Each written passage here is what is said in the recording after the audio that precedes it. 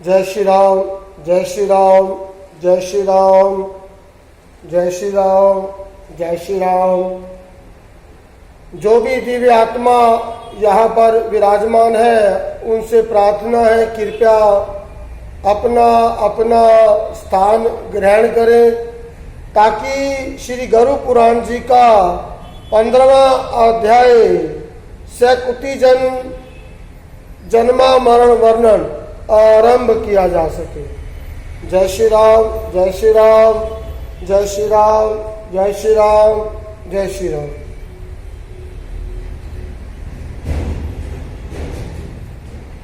पंद्रहवां अध्याय सकुति जन्माचरण वर्णन। श्री भगवान के मुख से ये वचन सुनकर कि पुण्यात्मा पुरुषों का फिर से मनुष्य जन्म होता है, गरुड़ प्रश्न करते हैं, हे प्रभु, पुण्यात्मा जीव उस शरीर में कैसे विचार करते हैं, उसे मैं सुनना चाहता हूँ। माता के गर्भ से उनकी उत्पत्ति कैसे होती है? श्री विष्णु भगवान ने गरुड़ जी को बताया, हे गरुड़, ये परम गोपनीय विषय मैं तुमसे बताता हूं, जिसके जानने से ही सर्वज्ञता प्राप्त होती है। शरीर के परमात्म स्वरूप को कहता हूं, जो ब्रह्मांड के गुणों से संपन्न है और योगियों के धारण करने योग्य है। योगी जन प्रश्न चक्र का चिंतन जिस प्रकार करते हैं और दशम द्वार ब्रह्म गंधा में चिंतानंद ब्रह्मा का ध्यान करते हैं, वही मैं तुम्हें बताता हूं। जैसे परम पवित्र श्रीमानों के घर जाकर पुण्यात्मा जन्म लेते हैं, उनके माता पिता का विधान और नियम मैं कहता हूं। ऋतु काल में पति 4 दिन तक तथा पत्नी का मुख ना देखे। ऋतु काल में पति 4 दिन तक पत्नी का मुख ना देखे, नहीं तो पाप लगता है, क्योंकि 4 दिन इंद्रदत्त ब्रह्मा हत्या स्त्री शरीर में होती है, जो रजो रूप से निकलती है। चौथे दिन स्त्री स्नान कर शुद्ध होती है। वह 7वें दिन पितृ और देवताओं के पूजन के योग्य होती है। समरात्रियों में गर्भधान होने से पुत्र और विषम रात्रियों में कन्या होती है। इस कारण पुत्र की इच्छा करने वाले पहले 7 दिन छोड़कर सम तिथियों से गर्भधान करें, अर्थात 8, 10, 12, 14, 16 सम तिथियां और 7, 9, 11, 13, 15 विषम तिथि है। सामान्य रूप से स्त्रियां की 16 ऋतुकाल रात्रियां होती हैं, उनमें 14वीं रात्रि उत्तम है। ये रात्रि गुणवान, भाग्यवान, धार्मिक पुत्रों के लिए है। इस प्रकार की रात्रि साधारण पुरुषों को कभी नहीं मिलती। ऋतु कलांतर स्त्रियों के लिए नियम इस प्रकार है। चौथे दिन स्त्री शुद्ध होकर 5वें दिन मधुर भोजन करे, कटुआ, खारा, तीखा और ऊर्जा भोजन का त्याग करे। स्त्रियों का उदार अशोधियां उत्पन्न करने का क्षेत्र है। पुरुष वीर्य बीज है एवं अमृत वृष्टि है। किसान जिस प्रकार खेत को शुद्ध करके बीज बोता है, तब उसमें से उत्तम फल की प्राप्ति होती है। इसी प्रकार स्त्रियों को मधुर भोजन करने से पुत्र रूप उत्तम फल उत्पन्न होने के योग्य स्त्रियों का उदार रूपी खेत शुद्ध होता है। पान खाकर फूल तथा चंदन को धारण करके और शुद्ध वस्त्र धारण कर पुरुष मन में धर्म को उधारण कर उत्तम शैया पर सोवे। गर्भदान के समय जैसी मन की कल्पना होती है उसी स्वभाव का जीव माता के गर्भ में प्रवेश करता है। बीज रूप चेतना नित्य वीर्य में ही रहती है। इसी प्रकार जब कामदेव मन और वीर्य तीनों का एक ही भाव होता है तब स्त्री के गर्भाशय में पुरुष का वीर्य गिरता है। पुरुष का वीर्य और स्त्री के रज के संयोग से गर्भ में पिंड उत्पन्न होता है। गर्भ में प्राप्त सकुर्ती पुत्र परम आनंद देने वाला होता है। उसकी संपूर्ण पुष्पन आदि क्रिया होती है। पुण्यात्मा ऊंचे ग्रहों की स्थिति में जन्म पाता है। इसके जन्म के समय ब्राह्मण बहुत धन पाते हैं। ऐसा बालक पिता के घर में विद्या और विनय से युक्त होकर बढ़ता रहता है। श्रेष्ठ पुरुषों की संगति से वह वेद शास्त्रों में निपुण होता है। पूर्व जन्म में किए हुए तप तीर्थ यात्रा से महापुण्य फल के उदय होने पर युवा अवस्था में दिव्या रात्रि आता है। युवावस्था में दिव्य स्त्री पाता है। तत्पश्चात आत्मा और अनंतता के विचार में सदा यत्न करता है और ब्रह्मा का चिंतन करता रहता है। आत्मा रूप ईश्वर एक, अनंता रूप ईश्वर देहादिक और पृथ्वीतिक में ब्रह्मा का संबंध है, किंतु कमल जलवत असंग है। इसी ज्ञान के लिए हे गरुड़, अनंता रूप पृथ्वी आदि के गुण मैं तुमसे कहता हूँ। पृथ्वी, जल, अग्नि, पवन और आकाश में 5 महाभूत हैं। ये पिंड इन 5 भूतों से बना है। त्वचा, हड्डी, रोम और मांस भूमि द्वारा निर्मित है। लार, मूर्त, वीर्य, मज्जा और रक्त ये 5 गुण जल से बने हैं।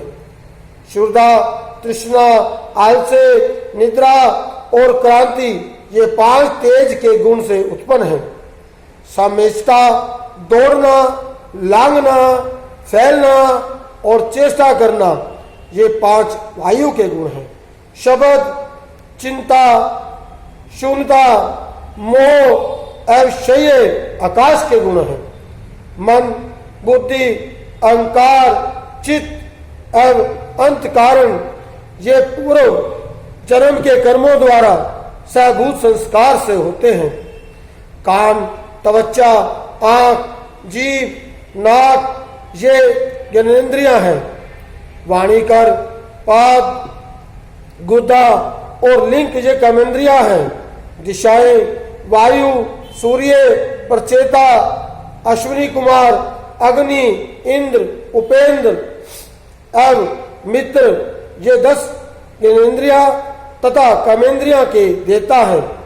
इड्डा, पिघला, सुमक्षा, गंधारी, जगसिंगा, पुष्पा, यशानी, अलमुषा, कहू, शिखानी ये शरीर के 10 प्रमुख नाड़ियां हैं। प्राण, अपन, समान, उदान, विज्ञान, नाग, कुर्म, कुगल, देवदत्त, संजयन ये 10 प्राण वायु हैं। हृदय के प्राण गुदा में अमापान, नाभि में समान, कंठ में उदान और सारे शरीर में व्यापक होकर व्यान स्थित है। व्यामन नाग वायु होता है। कुर्म वायु से उन्मिलन होता है। कुगलन वायु को सूर्यवाह कारक कहते हैं। देवदत्त वायु में जमाई आती है। धनंजय वायु स्वरव्यापी है। ये मृत्यु के बाद भी कुछ समय तक शरीर में रहती है। ग्रासों द्वारा खाया हुआ अन्न सब शरीरधारियों को पुष्टि देने वाला है। वयान वायु अन्न के रस को सब नाड़ियों में पहुंचा देता है। खाया हुआ आहार वायु द्वारा 2 भागों में बांटा जाता है। गुद्दा में प्रवेश द्वारा अपचय और अन्न जल को पृथक पृथक कर देता है। जल जाटनी के ऊपर आ जाता है और जल के ऊपर अन्न आ जाता है। जठरानी के नीचे प्राण वायु स्वयं आकर शय शय अग्नि को भड़काता है। वायु द्वारा उत्पत्ति अग्नि रस और मल को अलग अलग कर देती है। फिर सार अंश को वहन वायु सारे शरीर में ले जाता है और उसका मल अंश बाहर द्वारा बाहर निकलता है। कान, नाक, नेत्र, दांत, जीभ, नाभि, नख, गुदा, लिंग, शिरा, मस्तक एवं रोम ये मल के निकलने के 12 द्वार हैं। जिस प्रकार सूर्य उदय होने पर मनुष्य अपने अपने काम पर लग जाते हैं, उसी प्रकार ये सब 10 वायुओं की आत्मा के निर्देश से अपने अपने काम में लग जाते हैं। हे गरुड़, मनुष्य के व्यवहारिक और परमार्थिक 2 रूप हैं। व्यवहारिक शरीर में 3.5 करोड़ रोम और 7 लाख केश एवं 20 नख हैं।